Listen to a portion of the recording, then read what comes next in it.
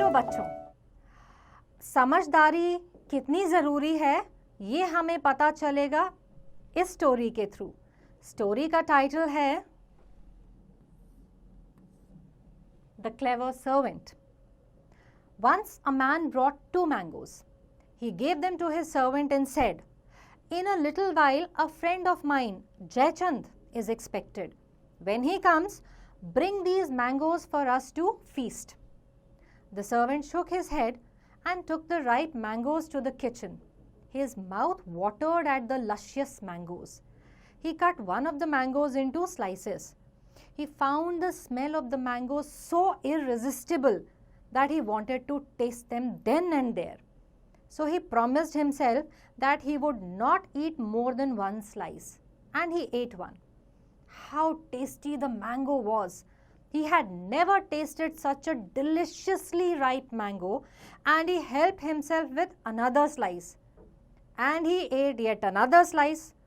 Not long after, he was sucking its stone. जो गुठली होती है ना आम की, उसको चूस रहा था, मतलब कि सारा मैंगो खत्म कर गया था. Thus, one of the mangoes was eaten completely.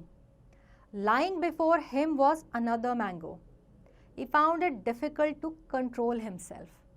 He wanted to eat it too, but somehow controlled himself, thinking of the rebukes he was expected to be hammered with.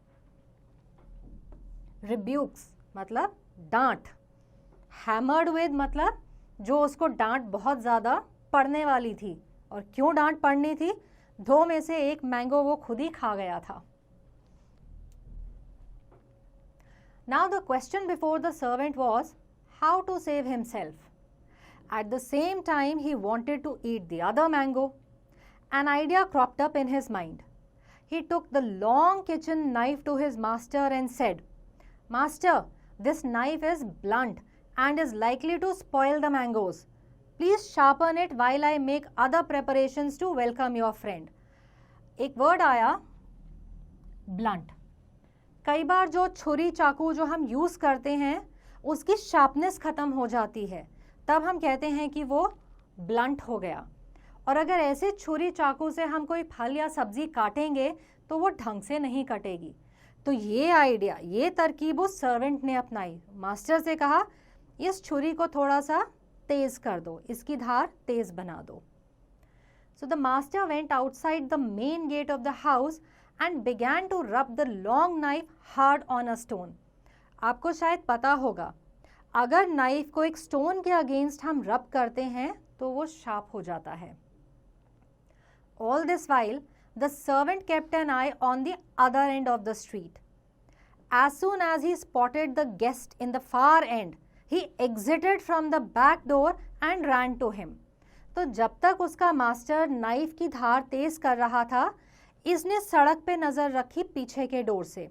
जैसे ही उसको वो गेस्ट दूर से आता दिखाई दिया, वो पीछे के दरवाजे से उस तक भाग के पहुंच गया. Controlling his breath and stopping him, he said, "Sir, my master has gone crazy. He says that he will sever your ears and therefore is sharpening the knife." अब एक ये वर्ड आया ना, सेवर, मतलब कि किसी चीज़ को काट देना, कि मेरा मास्टर तो पागल हो गया है. वो कहता है वो आपके दोनों कान काट देगा और इसलिए नाइफ को तेज कर रहा है. The guest just laughed it away as he once again started walking to the house. He said, "My host of the day is my childhood friend and I know him well." However, when he saw his host sharpening the knife, he was alarmed. He thought it better to go away, so he turned back.